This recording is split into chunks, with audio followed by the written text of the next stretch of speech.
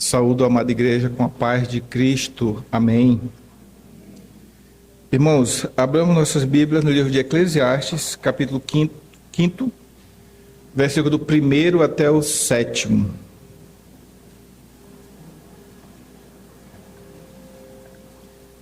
Eclesiastes, capítulo 5, versículo do 1 até o 7.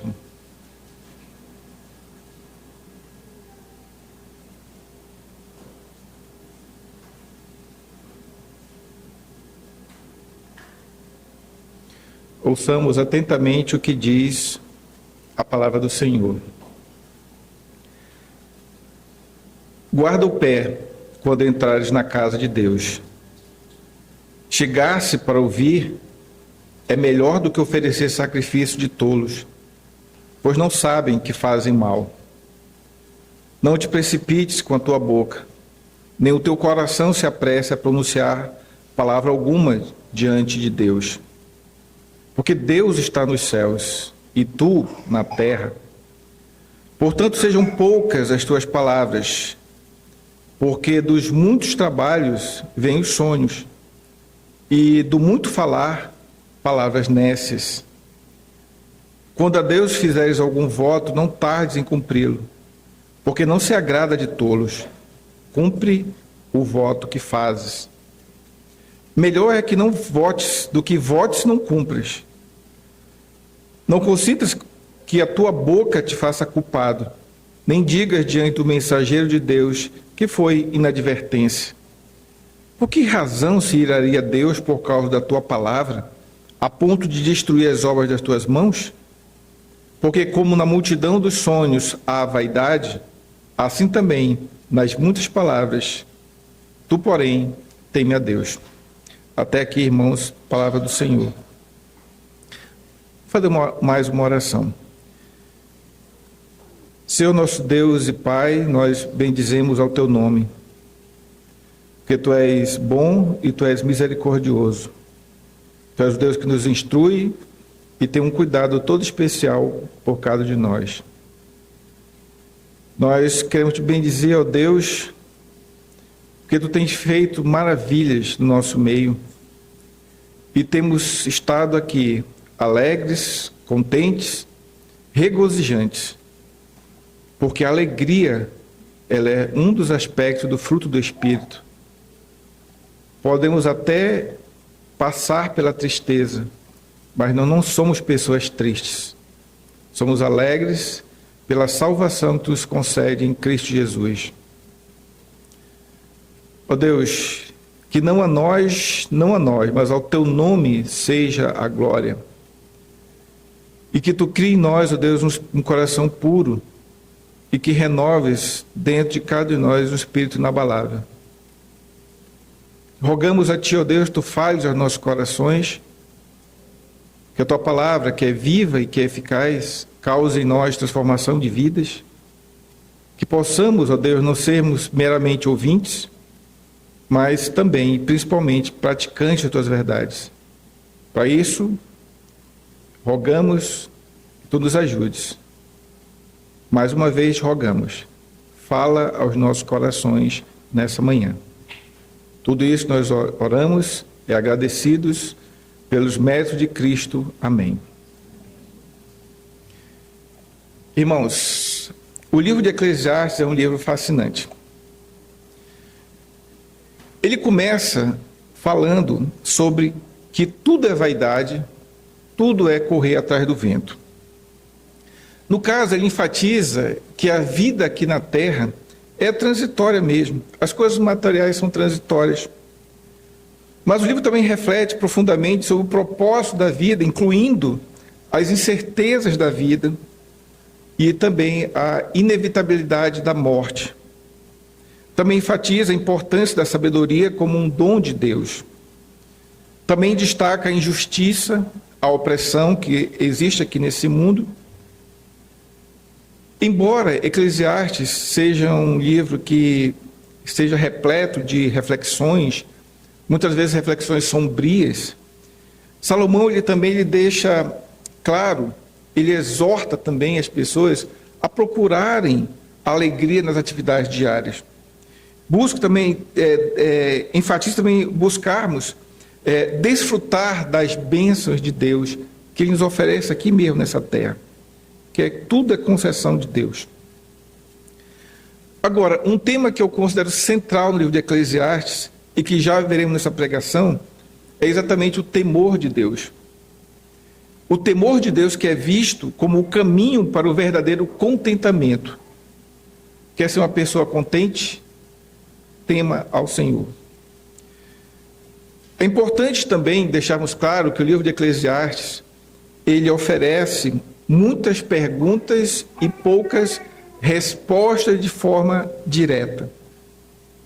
Por isso que quando formos analisar o livro de Eclesiastes, devemos buscar nos aprofundarmos, porque, com certeza, a informação não é dada de graça.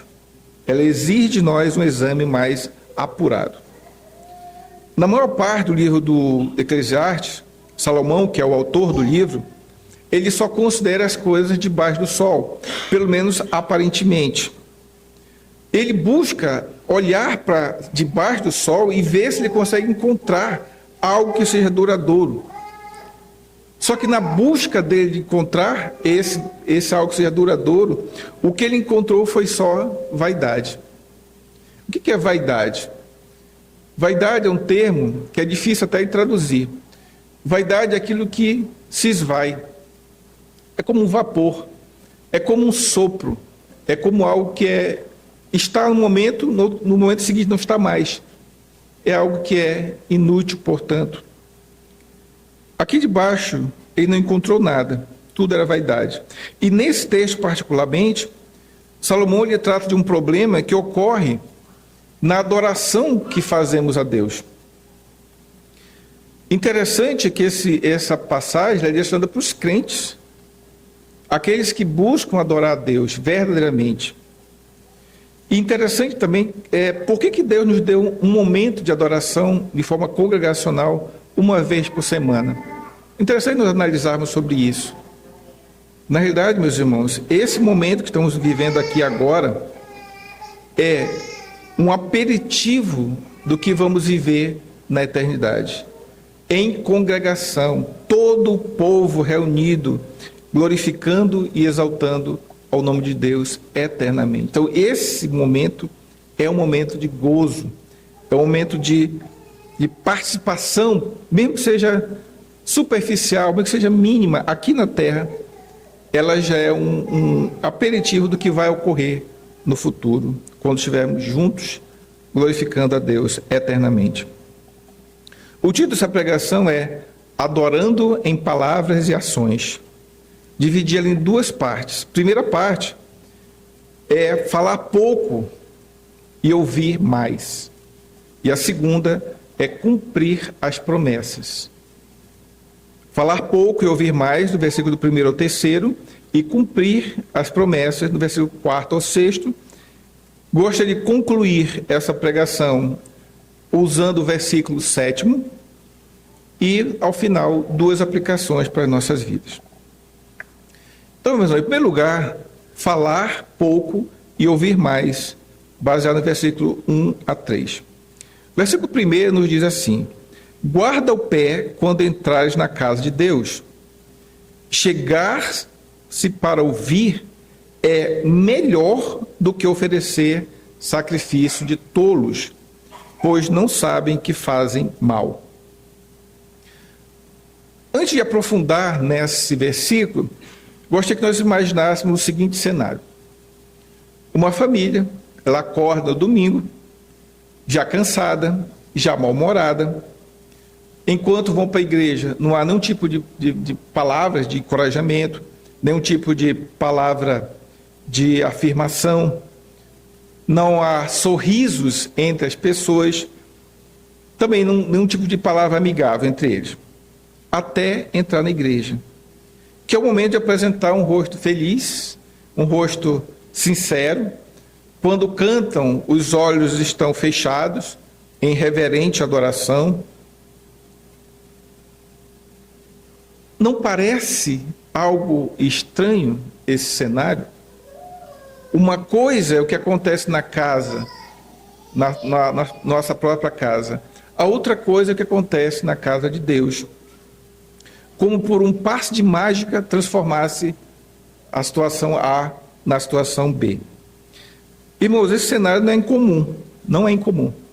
Aliás, é mais comum do que se imagina. É um cenário de reverência, mas só reverência exterior. Não é uma reverência interior.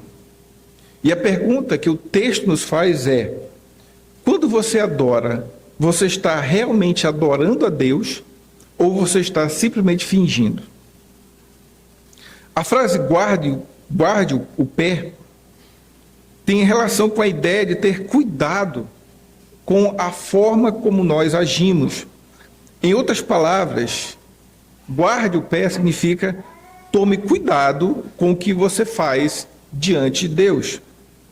Trocando em miúdos, é preciso, irmãos, diante da adoração a Deus, agirmos com honestidade e reverência também na adoração a Deus, de forma interior que exala para o exterior.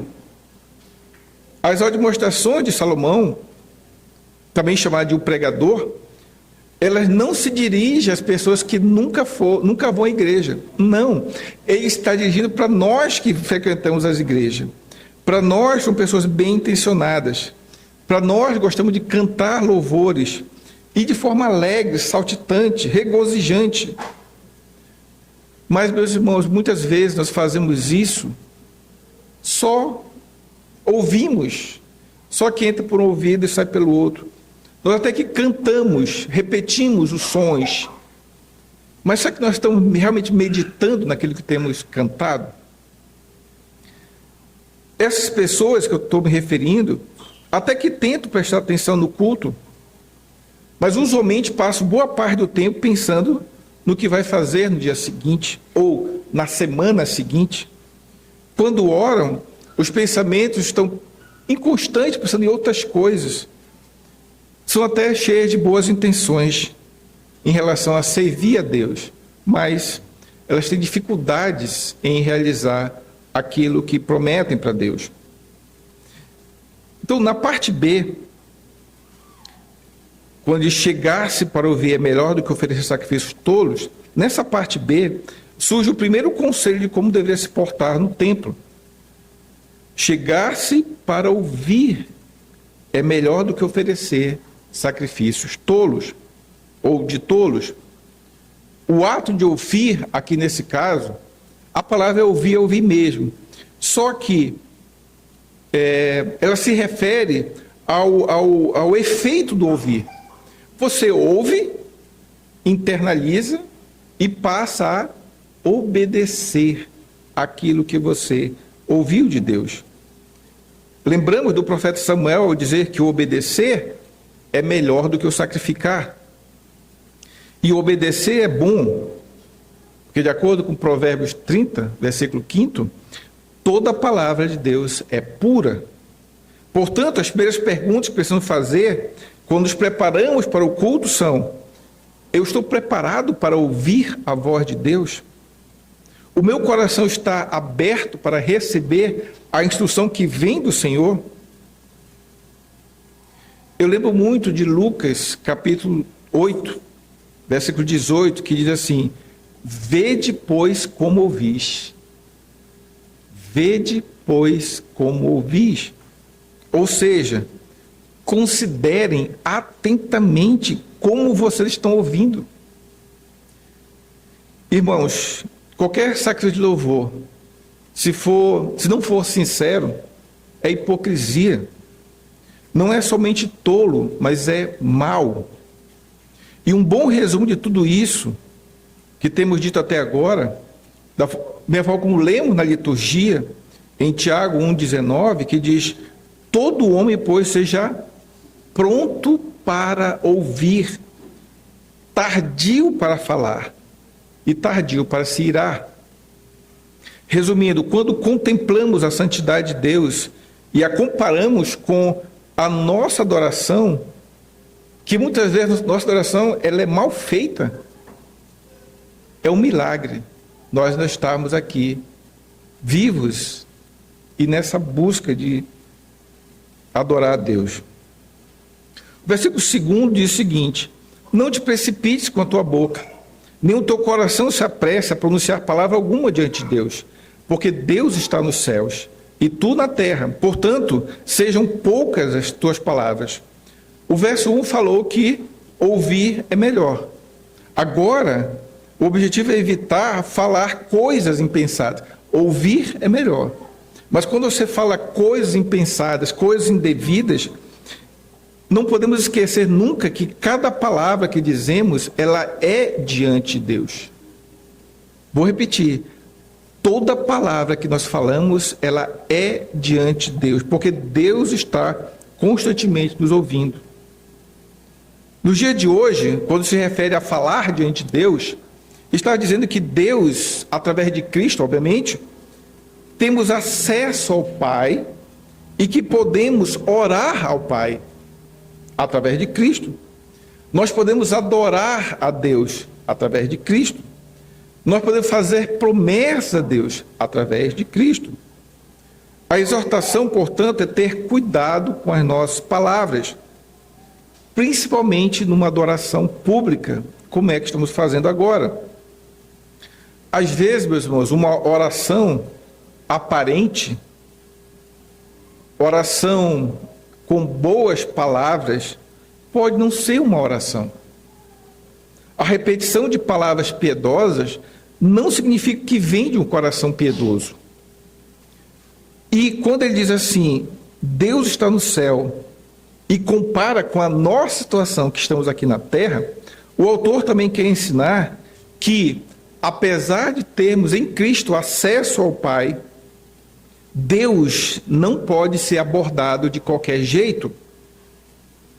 Deus já foi descrito em várias passagens, inclusive aqui na passagem de Eclesiastes capítulo 3, versículo 1, que Deus ele é soberano sobre todas as coisas, inclusive o tempo.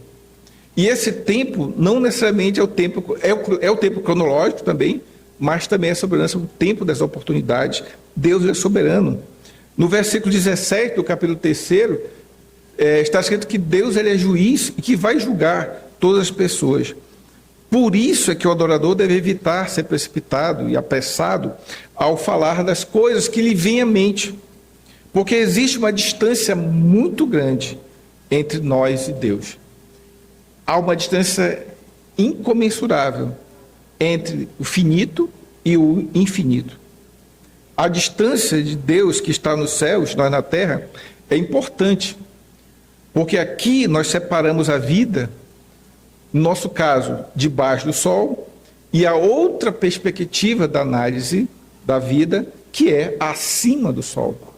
Quando você compara nós, aqui na Terra, usualmente a gente repara sempre nas coisas abaixo do sol. Mas quando nós analisamos a sua perspectiva divina, perspectiva de Deus que está nos céus, nós analisamos uma outra perspectiva, que é acima do sol. Interessante que Isaías, ele corrobora com esse mesmo pensamento, quando ele diz lá no capítulo 55, nos versos de 8 a 9, quando ele diz o seguinte: os meus pensamentos não são os vossos pensamentos, nem os vossos caminhos, os meus caminhos, diz o Senhor. Porque assim como os céus são mais altos do que a terra, assim são os meus caminhos, mais altos do que os vossos caminhos, e os meus pensamentos mais altos do que os vossos pensamentos. Por isso, aqui no parte B do versículo 2, há uma advertência, ou uma recomendação. Portanto, sejam poucas as tuas palavras. Aqui não é uma regra geral que impeça que nós venhamos nos dirigir ao Senhor em orações por muito tempo. Não é isso. Vamos ver um pouco mais sobre isso no versículo 3, mas aqui a ideia é que as nossas palavras devem ser sinceras, devem vir de um coração regenerado. Então não são qualquer palavra que agrada a Deus. Falando do versículo 3, que diz: porque dos muitos trabalhos vêm os sonhos, e do muito falar, palavras nécias. Algumas traduções traduzem muitos trabalhos como muitas ocupações e até outras, até muitas preocupações. Então, muitos trabalhos, muitas preocupações. Mas por que isso? O autor, que é Salomão, ele tem em mente a extrema atenção que o homem ocupado tem de dar ao trabalho. E também o fato dele quase nunca conseguir descansar das suas preocupações. Então, a pessoa que é muito ocupada com o seu trabalho, usualmente, ela não descansa. Por mais que ela sonhe, ela tente descansar, vá para a cama, tem que descansar, mas o sonho dela acaba não sendo um sonho agradável. Está mais para um pesadelo, porque ela sonha com o trabalho, ela se preocupa com o trabalho, ela se preocupa com as suas ocupações. Por isso é que, ao invés de descansar, acaba se esgotando, acaba acordando, mas mais cansado que quando deitou, sai totalmente esgotada por causa do excesso de trabalho. Agora, quando o autor do livro, Salomão, ele usa o assunto do trabalho em excesso, ele usa para fazer um link com a segunda parte. Ele usa para comparar com a parte que fala do falar em excesso e usar palavras nécias, ou seja, falar palavras sem entendimento. Da mesma forma que os sonhos citados são vazios, no sentido que não produzem nada de útil, são também desagradáveis, no sentido de não gerar descanso, mas sim esgotamento. Então, o sonho é vazio, o sonho é desagradável. E da mesma forma, as palavras nécias, palavras sem entendimento, são também desagradáveis e também são vazias. Como já dissemos, a questão não é a quantidade de palavras. Não existe um contador de palavras. Não é isso, não é essa a ideia. A questão real é se as palavras que estamos usando, se elas são sinceras. Porque a sinceridade, ela é muito importante quando estamos na adoração. Quando cantamos hinos de louvor, devemos cantar de forma sincera, entendendo aquilo que estamos cantando. E também tendo o pensamento nas coisas divinas, nas coisas de Deus, e não em coisas materiais. Com isso, nós vamos finalizar a primeira parte, agora vamos para a segunda parte da pregação, que tem a ver com cumprir as promessas. Versículo 4 a 6. Versículo 4 diz: quando a Deus fizeres algum voto, não tardes em cumpri-lo, porque não se agrada de tolos, cumpre o voto que fazes. Então, aqui o início da segunda parte fala sobre cumprir as tarefas, ou as promessas, desculpa. Aqui vamos há uma terceira exortação. E essa terceira exortação é paralela ao que lemos na liturgia, em Tiago 1, capítulo 22, quando ele diz: tornai-vos, pois, praticantes da palavra, e não somente ouvintes, enganando a vós mesmos. Então a ideia é que nós não devemos simplesmente ouvir. Ouvir é importante, é o início, mas não é só ouvir, é pôr em prática, é obedecer aquilo que temos ouvido. E aqui, particularmente, Salomão ele fala de um tipo específico de fala, quando você promete algo que vai fazer para Deus. Usualmente, aqui ele chama de voto, pode ser também chamado de promessa, mas esse voto, usualmente, ele envolve algum pedido. E nós encontramos várias passagens bíblicas onde você tem a questão do voto. Nós já estudamos aqui, inclusive, na escola bíblica, sobre o voto. Encontramos votos, por exemplo, no Salmo número 50, versículo 14, que diz: oferece a Deus sacrifício de ações de graças e cumpre os teus votos para com o Altíssimo. Então, tem várias passagens. Outra passagem também é a história de Ana, que ela jurou dedicar o seu primogênito ao ministério do sacerdócio, que era o seu filho Samuel. ou até mesmo um caso mais extremo, no caso de Jefté, que era um dos juízes de Israel, que ele precipitadamente fez um voto que lhe custou a sua própria filha.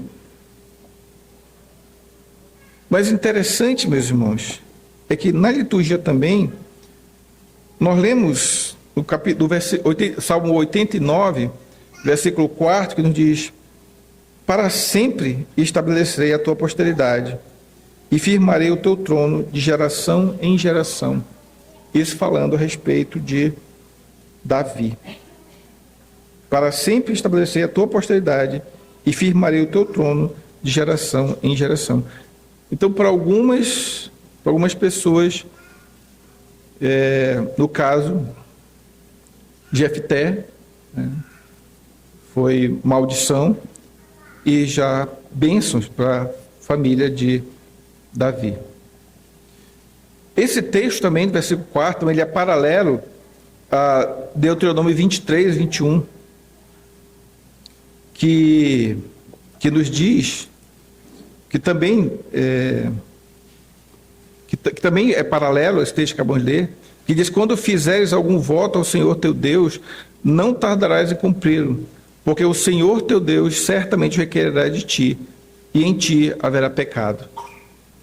Qual é a diferença, portanto, entre a passagem de Deuteronômio e essa passagem de Eclesiastes, capítulo 5, versículo 4? A diferença está só na consequência de cada texto. Porque Salomão ele afirma que a tolice de fazer uma promessa sem cumpri-la vai trazer um desagrado para Deus. Deus não vai se agradar disso. Já Moisés, Deuteronômio, já explica que o Senhor não vê tal ato apenas como mera falta de educação, mas ele vê como um pecado. Fazer voto e não cumprir é pecado diante de Deus. Por isso, meus irmãos, temos que levar a sério os votos que fazemos para Deus. O conselho do Salomão não poderia ser outro. A parte B do versículo 4 é: cumpre o voto que fazes.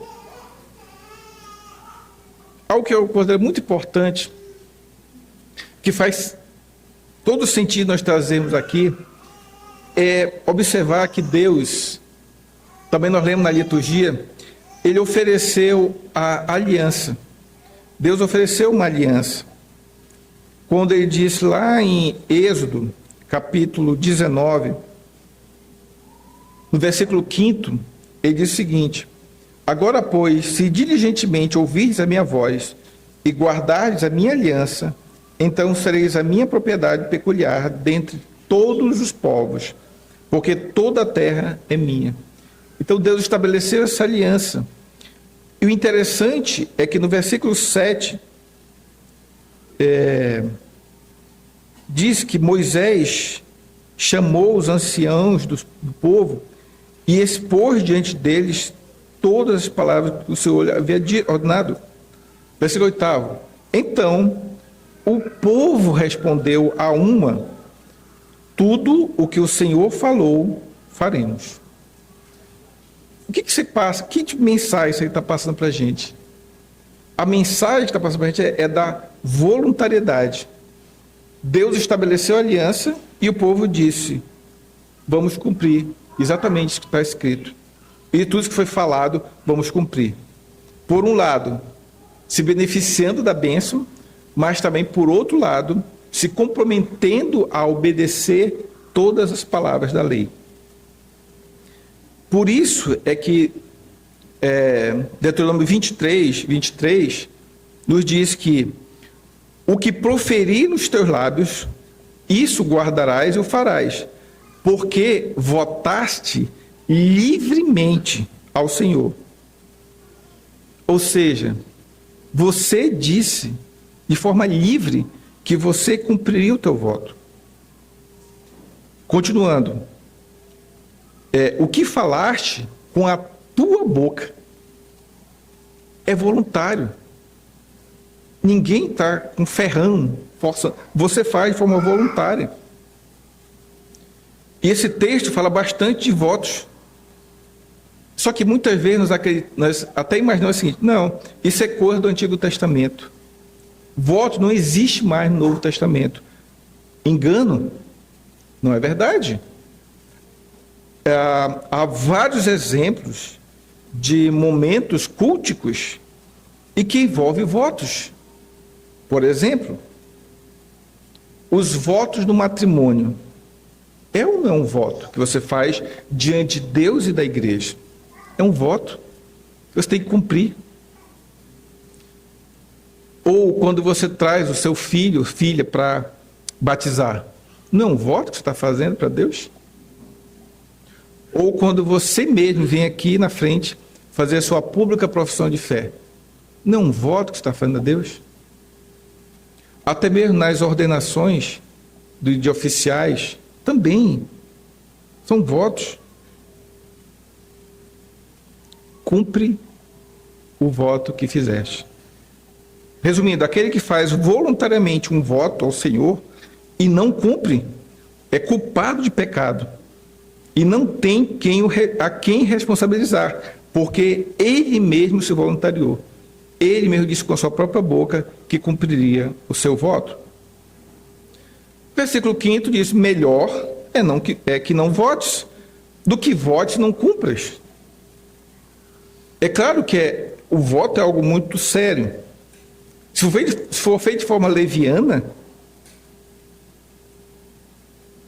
é pecado. Por isso, cada pessoa deveria avaliar muito bem se deve ou não fazer promessa ao Senhor. Pensando nisso, o próprio pregador, ele desencoraja aqueles que querem fazer um voto, mas não avaliaram muito bem a situação. Não tinham certeza se realmente vão cumprir aquele voto. Por isso é que melhor é que não votes, do que votes e não cumpras. Não esqueçamos, a aliança requer obediência, mas ela também traz bênçãos. Bênçãos sem medida. De acordo com Deuteronômio 23, já agora o versículo 22, diz: porém, abstendo-te de fazer o voto, não haverá pecado em ti. Se você não faz o voto, então não vai ter pecado em ti. Por isso que Eclesiastes diz assim: melhor é que não votes, do que votes e não cumpras. Porque se você faz o voto, você está obrigado, se comprometendo a obedecer. Por isso que o Salomão ele aconselha: ouvir mais e falar menos. Versículo 6: não consintas que a tua boca te faça culpado, nem digas diante do mensageiro de Deus que foi inadvertência. Por que razão se iraria Deus por causa da tua palavra, a ponto de destruir as obras das tuas mãos? É por isso que o pregador dá uma ordem: não consintes que a tua boca te faça culpado. Ou não consintes que a tua boca lhe cause mal. Interessante aqui, irmãos, que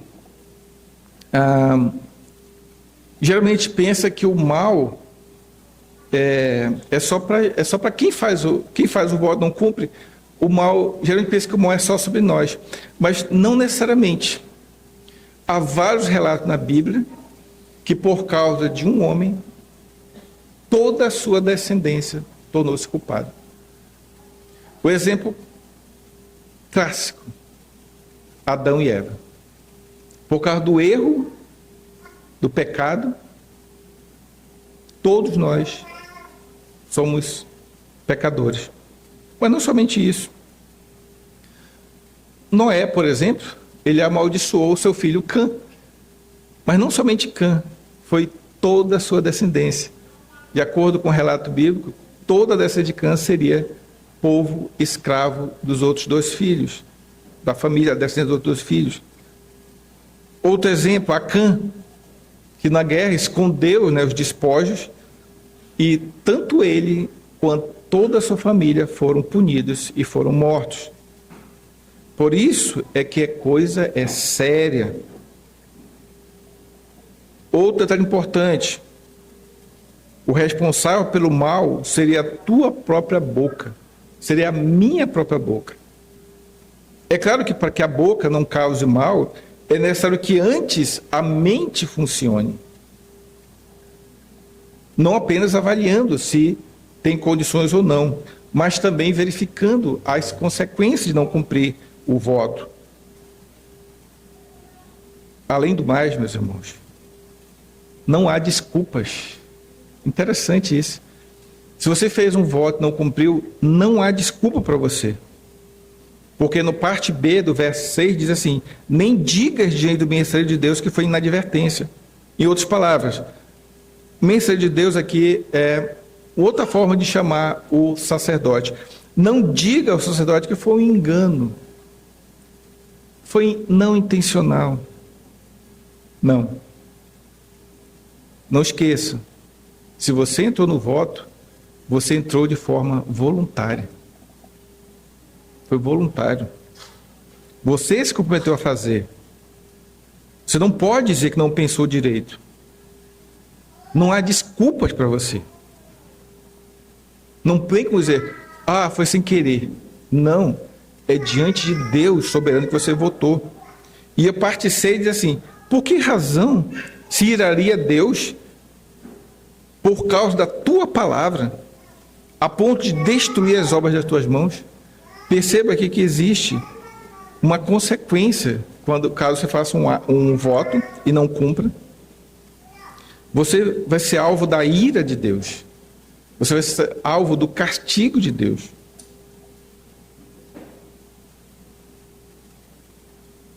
Resumindo, só temos que pedir misericórdia de Deus, orar para que Ele nos perdoe por tudo que prometemos, mas que nós deixamos de fazer, e pedir que Ele nos aceite por meio de Cristo. Concluindo, mesmo baseado no versículo 7, que diz: porque como na multidão dos sonhos há vaidade, assim também nas muitas palavras, tu, porém, teme a Deus. Irmãos, nós sabemos que Provérbio 9:10 diz que o temor do Senhor é o princípio da sabedoria.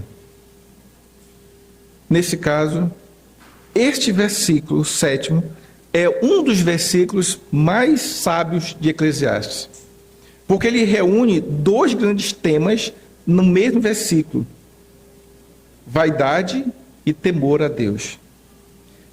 Lembra que Eclesiastes ele começa falando que tudo é vaidade. Vaidade das vaidades é correr atrás do vento. Aqui nós encontramos essa vaidade quando você fala palavras nécias, quando você faz votos que você não cumpre. Isso tudo é vaidade. É quando até que você frequenta a igreja, mas você só é um fingido, porque só finge adorar a Deus. Você não oferece a tua mente, o teu coração, o teu ser como um todo. Que interessante. Deus não nos quer pela metade. Deus nunca nos quer pela metade. Ele nos quer todo, completo. Então, esse é o primeiro tema. O segundo tema é exatamente o temor de Deus, que lá no final de Eclesiastes, capítulo 12, versículo 13, ele fala: o propósito da vida é o temor de Deus. Interessante que agora o livro está parecendo que está caminhando da vaidade para a reverência, para o temor de Deus. Porque Deus é aquele que verdadeiramente precisamos reverenciar. Significa, como lemos na liturgia, Salmo 89, versículos 6 e 7, que diz: pois quem nos céus é comparável ao Senhor? Entre os seres celestiais, quem é semelhante ao Senhor? Deus é sobremodo tremendo na Assembleia dos Santos e temível sobre todos os que o rodeiam. Então, mesmo, quando nós tememos a Deus dessa forma, estamos preparados para ouvir o que Ele tem a nos dizer. Temos cuidado para que a nossa fala tenha palavras que o agradem. Daremos a Deus o que nós mesmos prometemos, incluindo o nosso tempo, o nosso talento, até mesmo nossos recursos. O temor do Senhor é como um divisor de águas, separando dois tipos de pessoas. Primeiro, o sábio, que é aquele que pensa antes de falar e que é rápido em cumprir suas promessas, mas também tem o segundo tipo de pessoa, que é o tolo, que é rápido para fazer promessas, mas que é devagar para realizar. E essa diferença, meus irmãos, é definida pelo temor do Senhor. Aquele que teme ao Senhor é o sábio. Aquele que não teme ao Senhor é o tolo. Duas aplicações para as nossas vidas. Na primeira delas, teria o problema. O problema, Eclesiastes capítulo 5, ele foi escrito para nos ajudar a levar a Deus mais a sério na adoração. Deus, ele sabe de tudo, ele conhece nosso coração, ele sabe quando nós estamos oferecendo um culto que lhe agrada, de coração, sincero realmente, e até que nós prestamos atenção no culto. Muitas vezes até cantamos hinos, até dizimamos e ofertamos. Mas o que o pregador está nos exortando aqui é que passemos um momento refletindo. Será que eu estou vivendo a minha vida da mesma forma que eu prometi para Deus que eu viveria? Será que eu não estou sendo insolente? Será que eu não estou sendo desonesto com as práticas que temos aprendido de Deus, práticas do dia a dia que temos aprendido de Deus? Será que eu não sou egoísta, que só quero suprir as minhas necessidades? Por isso é importante dar uma boa olhada em nós mesmos antes de nós nos apresentarmos a Deus. E a partir daí viemos com disposição para ouvir a voz dele e não para falar palavras tolas. Porque qualquer bom orador que seja tolo, é bom orador, mas é tolo. Ele consegue fazer uma oração que é linda. Cantores conseguem cantar cânticos e até exaltam a fé. Mas as palavras podem ser só palavras. Se você não pratica aquilo que você está cantando, aquilo que você tem ouvido. Pessoas tolas podem até impressionar aos homens, mas nunca a Deus. Nunca a Deus. Na primeira aplicação, eu foquei mais no problema. Mas se tem um problema, tem uma solução. A solução, meus irmãos, é que há esperança.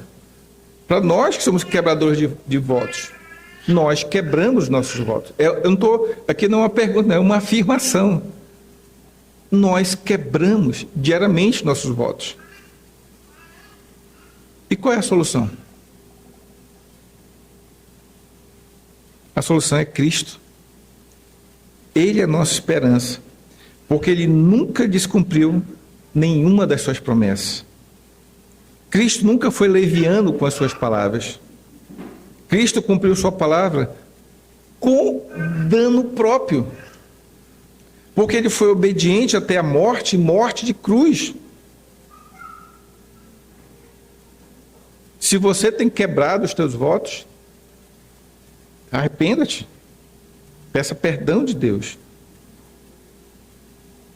Creia que Cristo, com seu sacrifício, é suficiente para te dar esperança. Você que é um quebrador de votos. Mas também, meus irmãos, há esperança para os maus adoradores, que somos nós. Nós somos maus adoradores. E a esperança é só Cristo, porque ele cumpriu toda a justiça em nosso favor.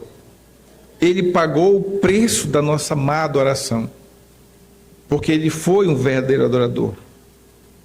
O nosso culto só é possível e aceitável porque ele é feito em nome de Jesus Cristo.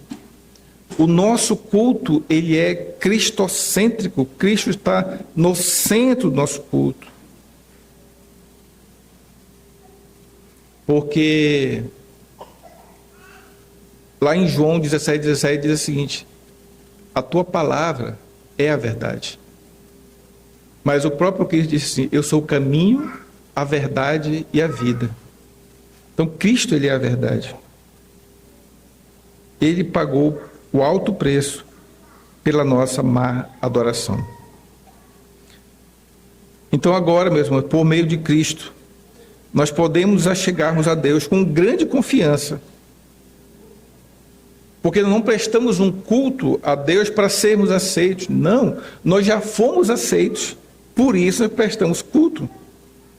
Só que nos é exigido que nós, ao adorarmos a Deus, o façamos com sinceridade. No nosso falar, no nosso pensar, no nosso agir. Cheios de fé. Porque sem fé é impossível agradar a Deus. Sabendo também que os nossos pecados, todos eles foram perdoados em Cristo.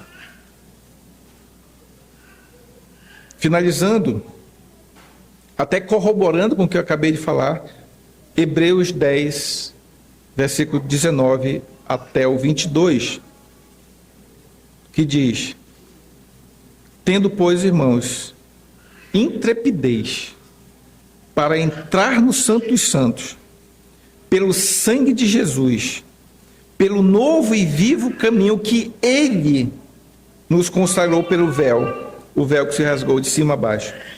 Isto é, pela sua carne, Ele se entregou por nós.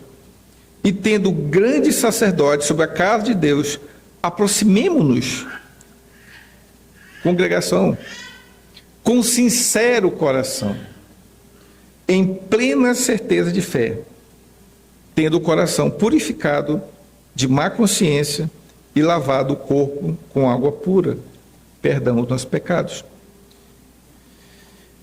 Irmãos, a palavra de Deus, ela é viva, ela é eficaz.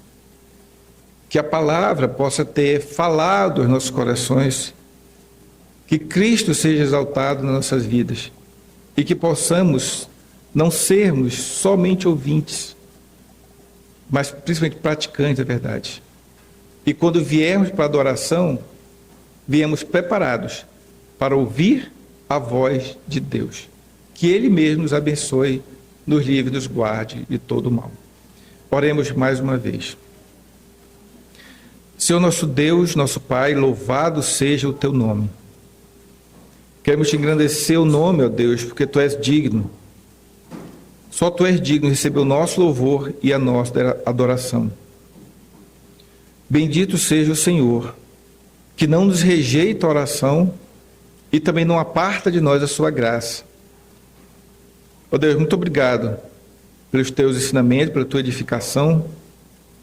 Ó Deus, aprendemos hoje, ó Deus, que devemos ouvir mais e falar cada vez menos. Também aprendemos, ó Deus, devemos cumprir as promessas que fizemos.